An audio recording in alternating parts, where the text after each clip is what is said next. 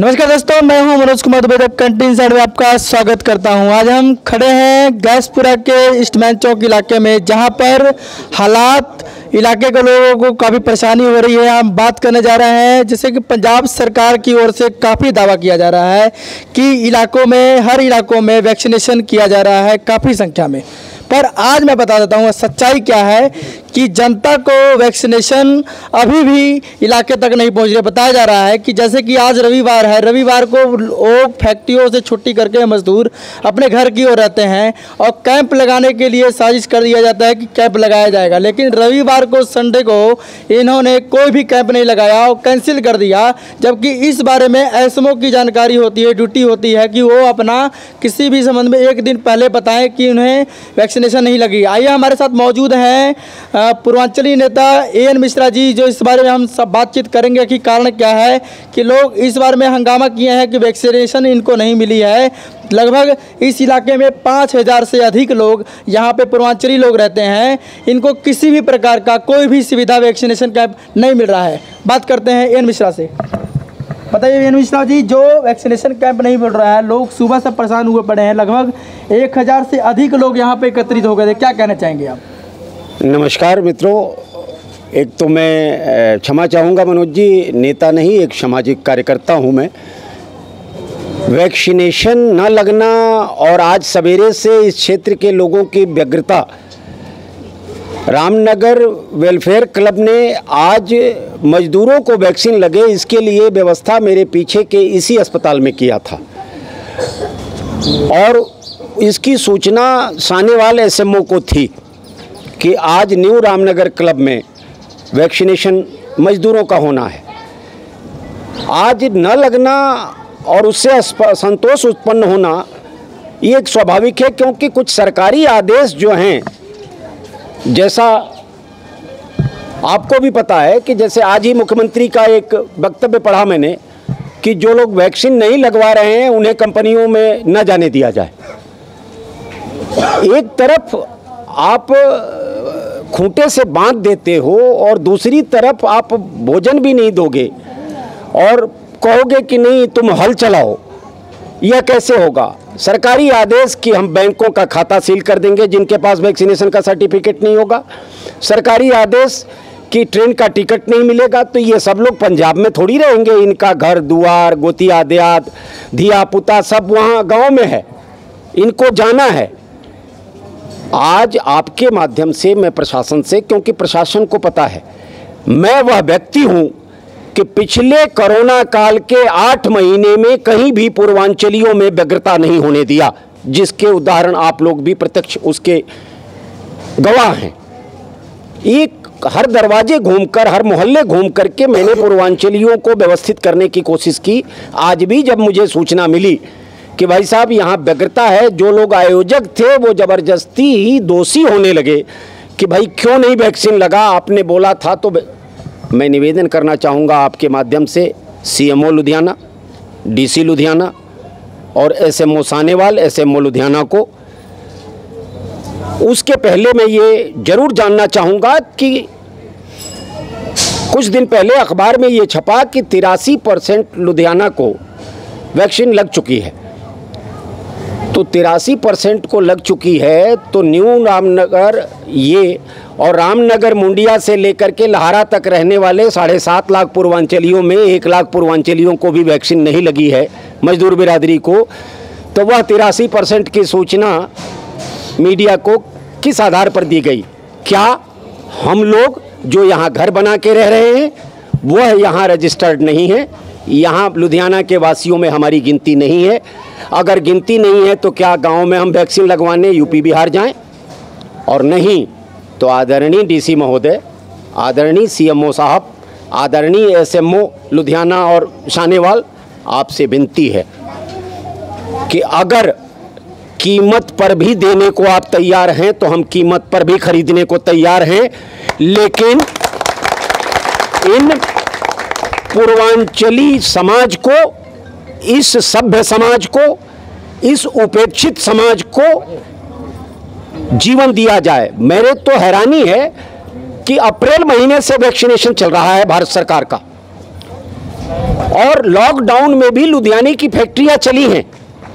तो डीसी महोदय ने यह आदेश कंपनी वालों को क्यों नहीं जारी किया कि जो लोग कंपनी में काम करते हैं उनको उसी कंपनी में कंपनी मालिक द्वारा वैक्सीनेट करा दिया जाए, और मेडिकल की टीम वहीं पहुंच करके आज ये हमारी माताएं बहनें, हमारे बच्चे, हमारे ये मजदूर साथी, ये यहाँ यह व्यवस्था भी तो क्लब ने की थी ना कि डॉक्टर आएंगे, नर्स आएंगे, उनका चाय पानी, बैठने की व्यवस्था, आने जाने वालों को, वैक्सीन लगवाने वालों को जूस की व्यवस्था, ये सारे इतने बृहद स्तर पर व्यवस्था। उसके बाद पूर्व में कोई सूचना नहीं कि वैक्सीन नहीं आया। आज अगर यहाँ दंगा हो जाता, ज़बरदस्ती अगर ये रामनगर क्लब के लोगों पर कोई हमला कर देता, तो इसके लिए प्रशासन से कौन जवाबदार था? तो ये सारी चीज़ों को देखते हुए मैं सिर्फ एक सहयोगी के रूप में, प्रशासन के एक सहयोगी के रूप में मैं विनती करता हूं कि लुधियाना को इन लोगों से अलग ना गिना जाए। लुधियाना इन पूर्वांचलियों के दम पर है और पूर्वांचली सुरक्षित और स्वस्थ रहेंगे। बताया जा रहा है कि यहाँ लुधियाना शहर में काफ़ी संख्या में मजदूर लोग जो काम करते हैं, ये लगभग सभी फैक्ट्रियों में काम करके अपने परिवार का खर्चा चलाते हैं। खुदा न खास्ता कोरोना का बीमारी का लहर जो था अब कुछ कम हो चुका है। अगर गलती से भी थोड़ा सा भी, अगर लापरवाही से भी अगर यहाँ पर कोरोना महामारी गलती से भी फैलता है तो इसका जिम्मेवारी कौन लेगा? एक तरफ कोरोना महामारी का प्रकोप दिनों दिन बढ़ने की आशंका जताई जा रही है, वहीं दूसरी ओर डेंगू का भी हालात काफ़ी ही बढ़ाया जा रहा है। आखिर सिविल सर्जन अधिकारी क्या करने के लिए यहाँ पर ड्यूटी निभा रहे हैं? बात करते हैं एन मिश्रा जी से। क्या कहेंगे आप? अभी तो जामल लइका जार से मुँहे और कोख की ओझाई हो, ये तमाशा हो गया है हम पूर्वांचलियों के साथ। कोरोना की आपदा से उसके डर से अभी बाहर नहीं निकले हैं। आप देख भी रहे हैं कि बरसात के बाद इस क्षेत्र के विकास की क्या दशा है कि सड़कें आज भी कीचड़ और पानी से भरी हुई हैं। सफाई के नाम पर कोई कर्मचारी नहीं आता, जबकि यह क्षेत्र कॉरपोरेशन के अधीन है। गंदा और सीवर से मिश्रित पानी पीने को मजबूर हैं ये लोग। तो बीमारियों का अंत यहाँ नहीं है, लेकिन अभी तत्काल वर्तमान में सबसे बड़ी समस्या है कि कोरोना से सुरक्षित रहने के लिए जो व्यवस्था सरकार द्वारा, शासन द्वारा की जा रही है, उसकी उपलब्धता इस समाज तक कराई जाए। आज हम उसके लिए चिंतित हैं। डेंगू के लिए जागरूकता अभियान क्लब द्वारा, संस्थाओं द्वारा चलाया जा रहा है कि पानी गर्म करके पिएं घरों के आसपास। अब लेकिन बरसात का पानी गढ़ा में जमा है तो उसको थोड़ी उदहने जाएंगे। लेकिन आज आपके माध्यम से मैं आभारी हूँ आप लोगों जैसे जागरूक पत्रकारिता का और इस सेवा का, कि इस समय भी आकर के आपने इस समस्या को उजागर करने का जो प्रयास किया है। आपके माध्यम से मैं निवेदन पहुंचाना चाहता हूं कि 5000 घरों की आबादी का यह क्षेत्र रामनगर, जिसमें से 1000 घर को भी वैक्सीन, 1000 घर को भी अगर सर्वे किया जाए तो 1000 घरों में रहने वाले लोगों को भी वैक्सीन नहीं लगी है। ये तथ्य परक प्रमाणित बता रहा हूं, इसकी जांच करा सकती है प्रशासन। तो कृपया झूठी रिपोर्टिंग न की जाए और मैं निवेदन करूंगा कि जल्दी से जल्दी यहां लगातार वैक्सीनेशन कैंप देने की व्यवस्था की जाए। उसके लिए हम आभारी रहेंगे, प्रशासन के भी, सरकार के भी। क्या नाम आपका? दया शंकर ठाकुर। ठाकुर जी बताइए, जो वैक्सीनेशन सवेरे आप लोग लगाने की कोशिश किए थे और आज वैक्सीनेशन नहीं है, क्या करेंगे? ऐसा है सर, मैं 5 दिन पहले माननीय हमारे अग्रज बड़े भैया एन मिश्रा जी के सहयोग से, इनके थ्रू अप्रूवल लिया गया और हमने अपने क्लब में इस बात को उजागर किया। जितने भी हमारे कर्मठ योद्धा हैं, नीरज झा जी, पंकज झा जी, पुरुषोत्तम जी, मिश्रा जी, योगिंदर जी, ATC, जितने भी हमारे क्लब के सहयोगी हैं, इन सबको हमने जब सूचना दिया तो इन लोगों को बहुत खुशी हुई। जो हमारे मोहल्ले में 2-3 लगातार कैंप मिलने की सूचना मिली, तो बहुत खुशी के साथ साथ इन्होंने जाहिर किया जो नहीं, सरकार द्वारा या SMO साहब द्वारा जहाँ भी कैंप लगाया जाता है तो पर्दे के पीछे से तो बहुत फोटोएं होती है, बहुत फ़ोटो खिंचा खिंचा के फेसबुक के माध्यम पे अखबारों में दिया जाता है, पर हमारे क्लब सरकार को इतना सम्मानित करने के लिए उतावले थी जो हम सानेवाल एसएमओ को सानेवाल में जाकर वेलकम करने के लिए तैयार थे, जिसकी सूचना भी उन्होंने देना था बट उन्होंने दिया नहीं। पहली बात। दूसरी बात, ठीक है, वैक्सीनेशन का समय मिला था मुझे संडे को, जो आज मिलना था।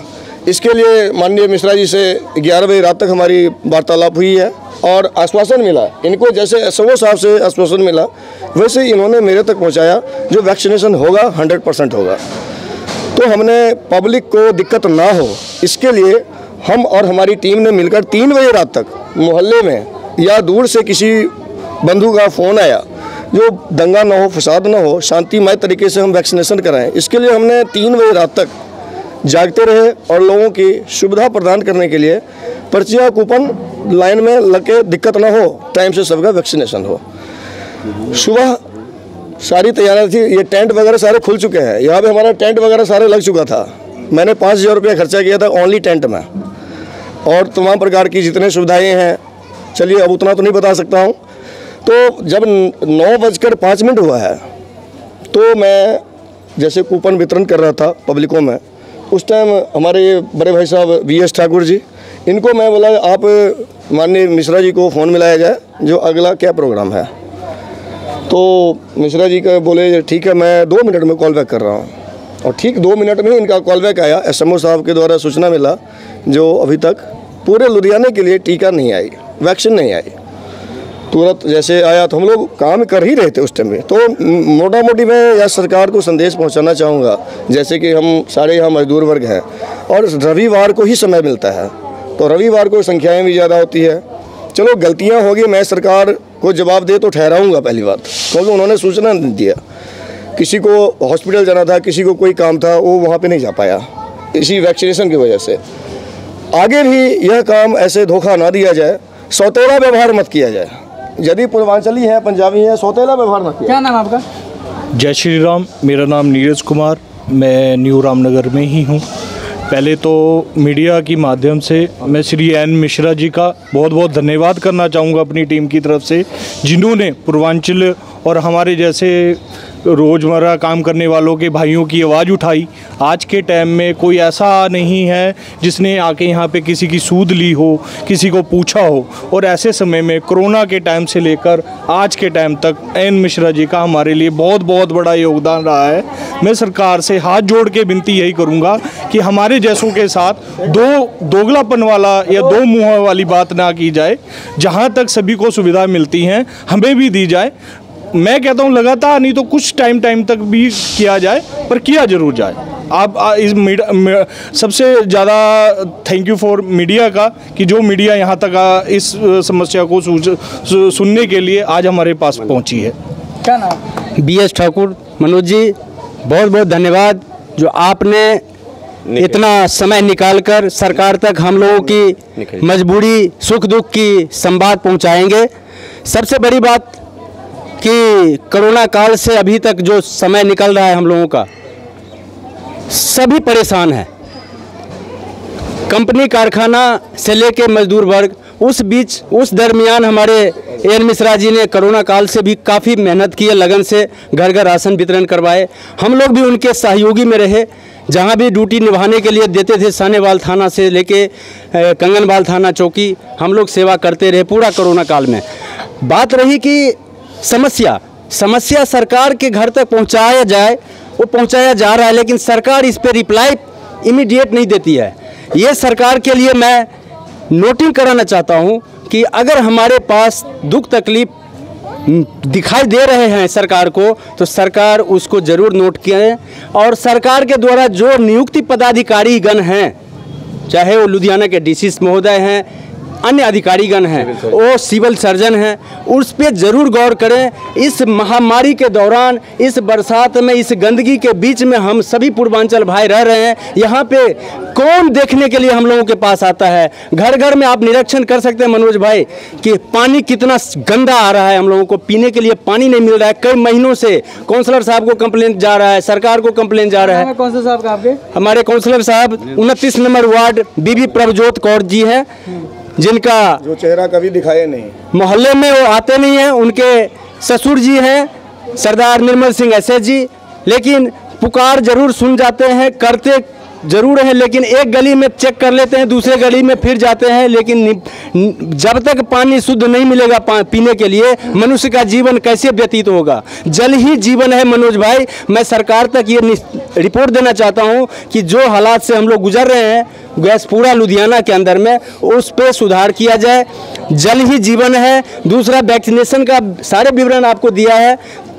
बिल्कुल सही बात है कि सरकार को अगर किसी प्रकार की असुविधा हुआ, हम लोगों को प्लानिंग के अनुसार नहीं वैक्सीनेशन नहीं लग सकता है, आप उस पर इंटीमेट करना चाहिए। श्रीमान जो आग्रह हमारे आगे हैं, श्रीमान एन मिश्रा जी, इनके पास संवाद आना चाहिए। रात में 11 बजे रात को हमारे साथ इनकी चर्चा हुई है, ये बोले हैं कन्फर्म है जी। मैं कहा Mishra ji number of vaccination कितना होगा? मेरे पास 500 से ऊपर है पब्लिक, कह रहे हैं कि 200 प्लस।